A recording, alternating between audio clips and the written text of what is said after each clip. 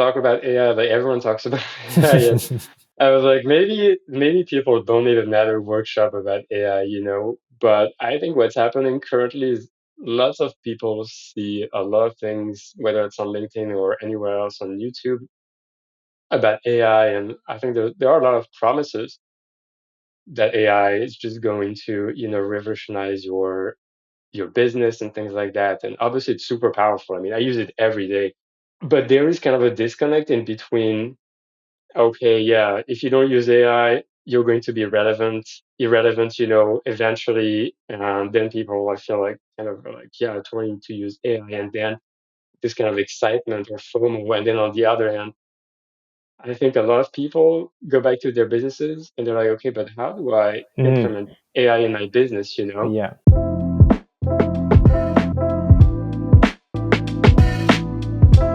Welcome to Foundations, a podcast where I chat with creative and tech founders as they build amazing companies.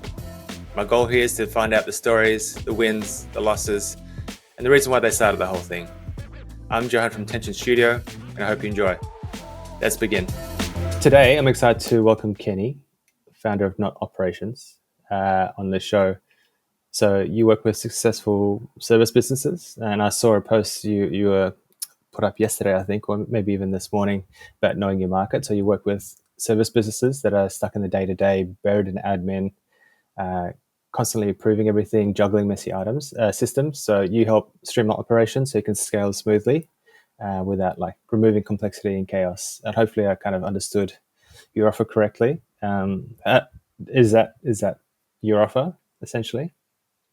Yeah, 100%. With also a focus on user experience, because what I found is a lot of people, yeah, just use over-engineered systems. So it's really about understanding their goals and meeting them there, and even to kind of extrapolate for that. The vision that I have is, I really like games, and I think there's a huge potential there. So the idea is to bring more elements of games and helping founders have more fun. No. Ultimately, we're not there yet. It's helping them be more in flow as if they're operating a game.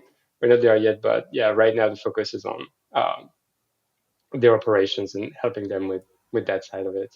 That's actually sounds pretty exciting. I did not know that, so hopefully we'll get deeper into that. But I suppose before we dive in, maybe share a bit about yourself and how it all started. Yeah, cool. I can tell you about the two parts, let's say origin story. I was on a while back, I was on a project management role, and I remember it was on a pretty big project, like I think 2 millions. I was on a government project, and we had to distribute grants to different small businesses, and there was a ton of admin. We had to coordinate between interns and those small businesses that were helping hire those interns, and somehow they were using Zapier at that company. So I got a hold on the account and I started automating things out. And I was like, oh, that's actually way easier than coding. Still a bit technical, but way easier. And I went from being really, really stressed, keeping track of who was at what stage, what kind of emails did I send to just, you know, taking that stress out and just making things way smoother for myself. And I was like, wow, this is like super powerful. Um, so that was in the project management role. Then I went on to a UX agency. So there wasn't too much of that then because it was pretty big projects. So with big brands, so we had to, the white glove element was pretty important. So pretty hard to automate things. But while I was there, I thought to myself, hey, is there like other people that want help with their Zapier, to automate their operations? So I just went on Upwork. I had an account, and I just revamped it and said like, hey, I can help you with Zapier and things like that to automate your your operations. And I applied to a few, postings there, and I think literally 30 minutes to revamp my profile, and I think literally like 45 minutes to get on a call with someone and Oh, to really? start helping them and just like getting, securing a smaller contract. And I was like, wow, that's crazy. And then I think like that, almost the 2 or 3 days after that, I got like new clients, and I was like, wow, this is crazy. I didn't know that. It's almost too easy. Yeah, and I got so excited. I kept telling you how excited I was. My wife was like, "You need to stop being so excited. It's so Yeah. annoying."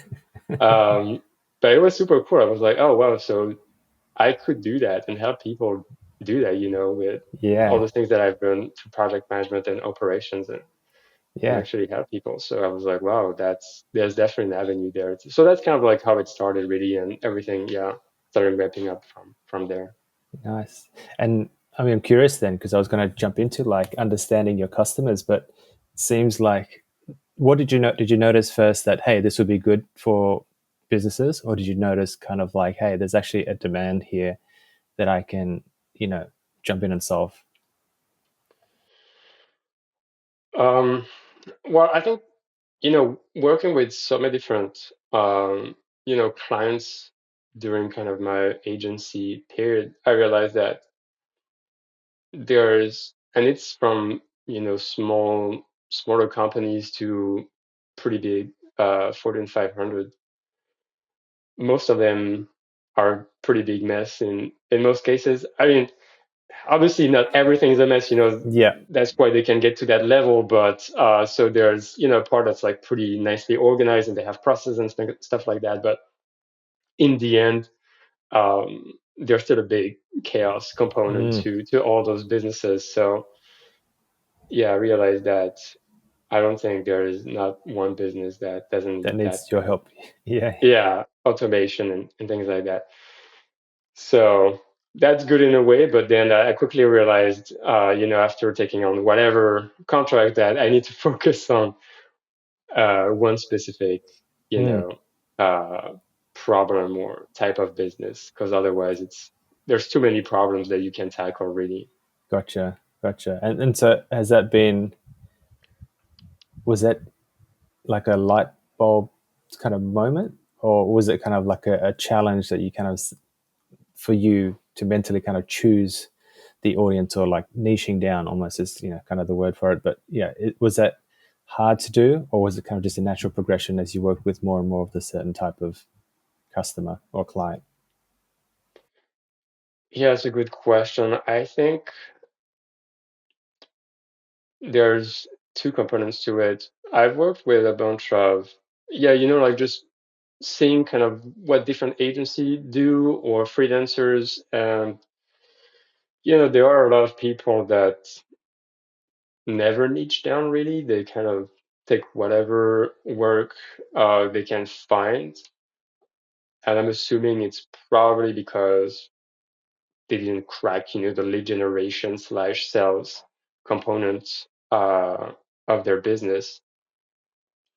But yeah, when you take whatever client in whatever industry, usually quickly realize that it's a lot of context switching. And if you work with one client in crypto and then maybe another financial company, maybe a wellness brand, telecommunication company at the same time, you need to jump from all Yeah, those different contexts a lot, even though you know it might be one specific industry, whether that's automation or design, yeah. or Would that's whatever it almost is. like going against what you believe in systemizing, or like almost creating a system? If you're always context switching, do you feel like the systems are slightly different for each? Like the problem is slightly different? Yeah.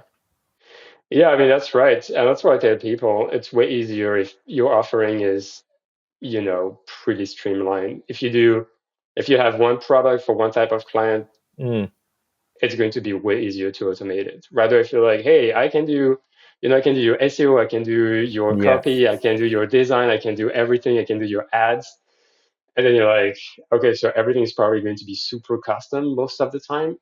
And it's way harder to automate because yeah, then processes are going to be different from each project, because maybe they'll do SEO for one and then Google Ads mm, for another, and maybe like Google Ads and then designing landing page for another one. So yeah, lots of things are kind of all over the place. It's way easier to, yeah, you know, the least amount of offerings and for one type of client is way better.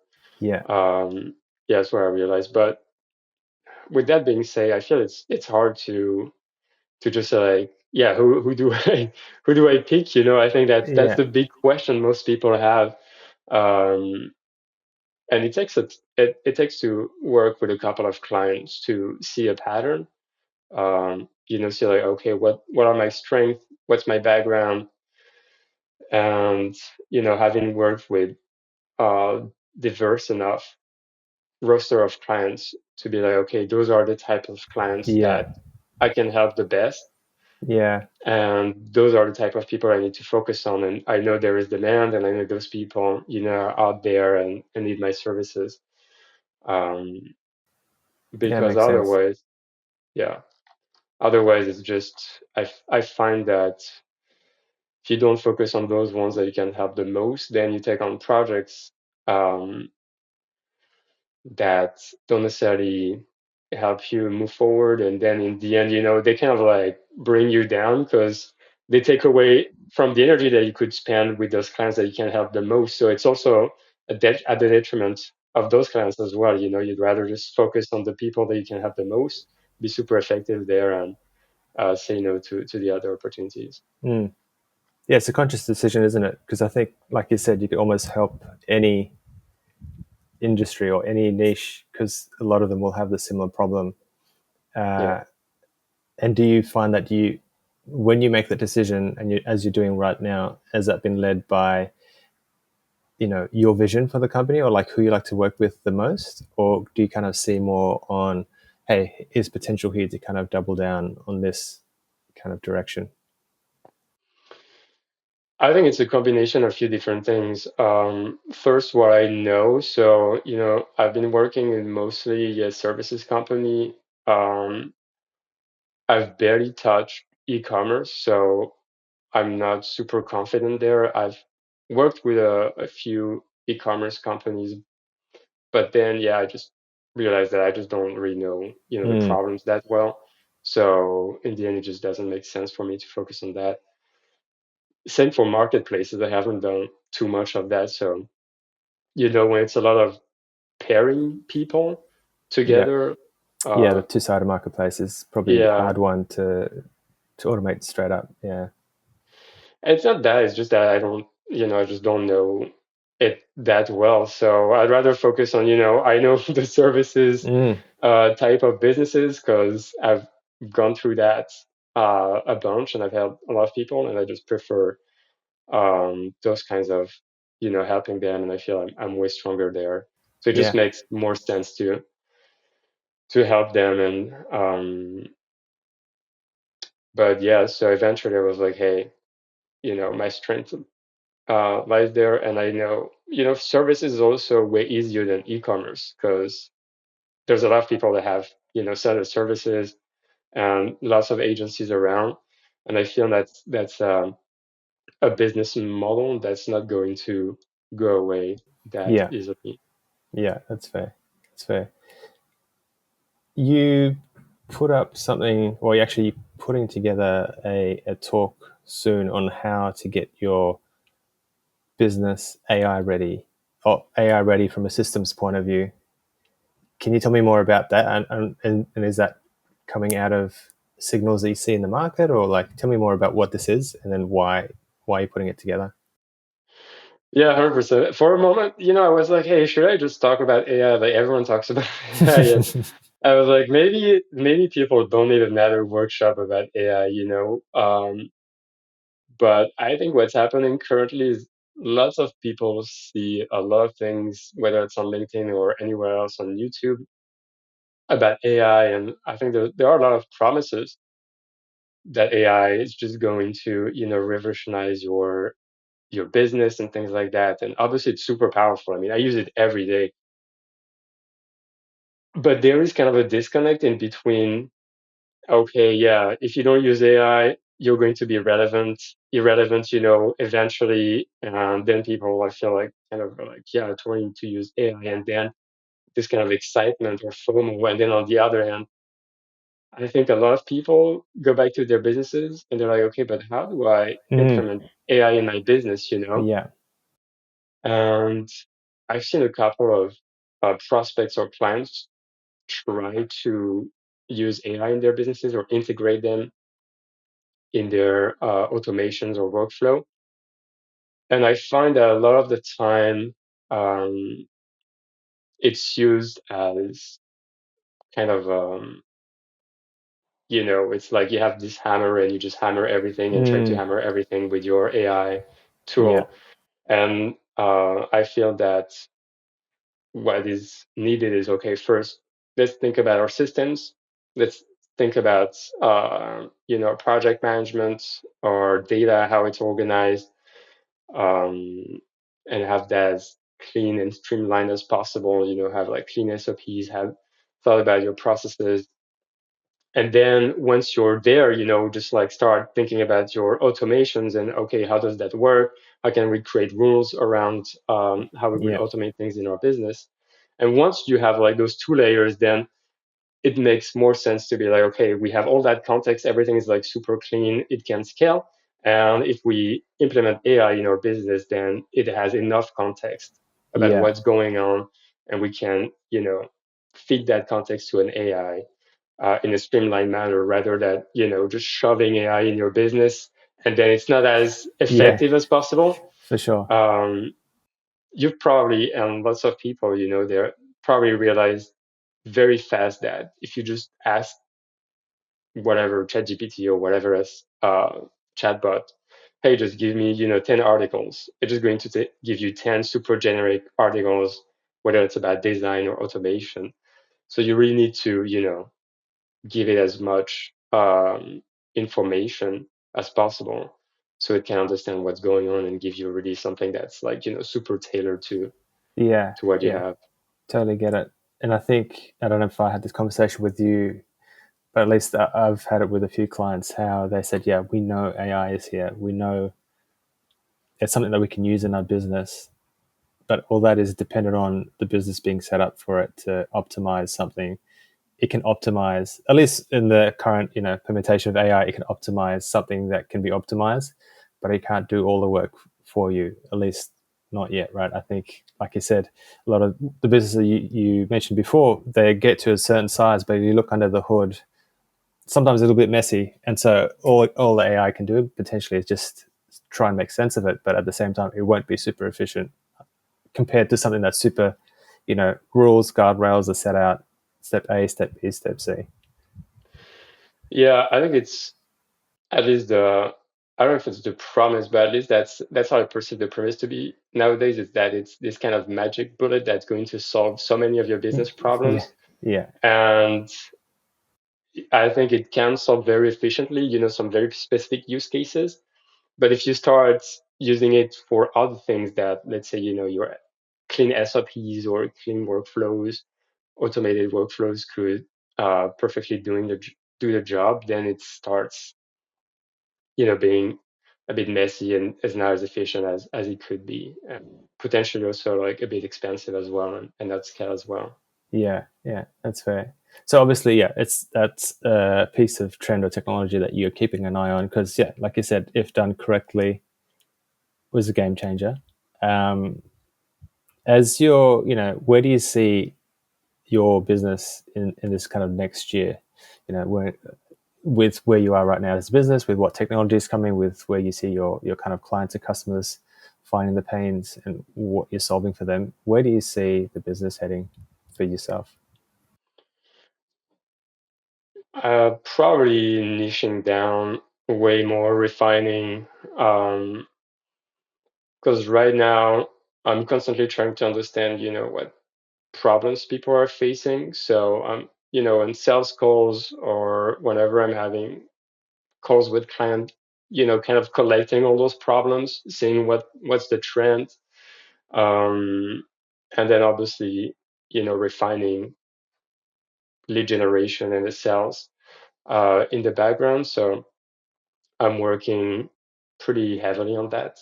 And literally, I think the whole year is going to be about lead generation, um, yeah, refining that, having as many conversations as possible, and eventually um, streamlining, our delivery to match that and to make sure, we're like, okay, we just solve this type of problem, and here's the process, and it's like super effective. And then we also streamline in the background, um, and doing that as well as, on top of that, just hiring a few people to help, because it's starting to get a bit busy. And I'm sure, as also having kids, that's constraining your Yeah. time a lot. So yeah, it's kind of like, okay, how to juggle all those balls and making Yeah. sure, that everything gets done Yeah. efficiently. Because I was thinking about it, and I think it just makes sense eventually to hire, because what I want and what the clients that I work with want is to get the results as fast as possible, right? So if I can hire and get that result faster, um, that's a win for It's a me win and for that's a everyone. win for them. Yeah. Yeah. Yeah. Totally. Yeah. No, I appreciate your time. Before, I mean, I could probably talk about this for a lot longer, but being respectful of your time as well. I'd love to know, before we kind of jump off, you mentioned at the very start about like creating more of a gamification, or kind of treating this as more of a game. Maybe can you like expound on that a little bit? Keen to hear what you mean by that. Yeah, 100%. I'm born in a generation that has been raised with games. Um, and a lot of my peers and myself included, we've lost ourselves in games a lot of the time. Uh, you know, my first console was the PlayStation, I think when it came out. And yeah, I mean, I've played like a lot of games, but then you quickly realize, and a lot of people, when they go through that, they're like, yeah, but why am I playing a game that's, progressing in a virtual environment, and I'm not spending that time to progress in life. So there's a bit of a, gap there. And it makes sense, because I'm like, yeah, those games are like super well engineered, super well designed, they're like super fun. You can get lost in them, but when you kind of like go back to reality, you're like, yeah, like the businesses, my job isn't necessarily super engaging. The businesses that I interact with are not super engaging as well. So yeah, what I'd like to do is help people bridge that gap in their business, and help people build businesses that feel more like a game for them, for their clients, their vendor, supplier, employees, where they can feel like, hey, this is actually fun. We're actually having fun together, and Yeah. Yeah. Yeah. we're building that. So It, yeah, go ahead. no, no, I'm just curious how that works. Is it like, are you defining rules? Hey, actually, you're playing this game, and these are the rules, and these are the medals that you'll get. This is the reward, or is it kind of almost manufacturing that for them? Well, keep in mind, it's the vision, right? So we're Yeah, still of course, like, of course. we're slowly getting there, but it's going to require a few things. Frameworks for sure. Like, hey, how do you build processes that are tested and that are actually, engaging for you and for the business, and removing everything that's kind of boring and that we can totally just not have to do. Community is another component of it, because you need to have people around that are doing the same thing that you're doing. And another one is coaching, because I feel there's a huge element to a mindset element to it, because there's the side of, hey, sure, you can create the systems and they can be fun, but then there's, in order to find something playful, you need to kind of like shift your mind around, like, hey, what is hard, what you're having a hard time with, and sometimes you need to kind of go over that emotional lump, if that makes sense. Yeah, yeah. So there's that part of it. So yeah, that's kind of like the direction I'm going towards. It's not super well defined there, but yeah, we're slowly making progress. No, no, it's definitely. As soon as you said it at the start, I was piqued my interest. So yeah, it's keen to see where this goes. So, um, thank you for your time. How do people find out more about what you're building and yeah, what your offer is? It's Kenny Alami on all the platforms and the website notoperations.com, where they can take an assessment, and if they want, if they have a service business, then they can see like where they land on their operations, where they can do a bit more work. And I'm doing the first iteration of that workshop we talked about, and I'm thinking of doing it every other week or monthly. So yeah, it's on my LinkedIn as well. Awesome. Thank you, Kenny. Appreciate it. Well, thank And look you. forward to seeing more of you evolving life, turning life into a game, business into a game. So yeah, appreciate your time. Take care. Me too. All right, See ya. cheers. Bye. Bye.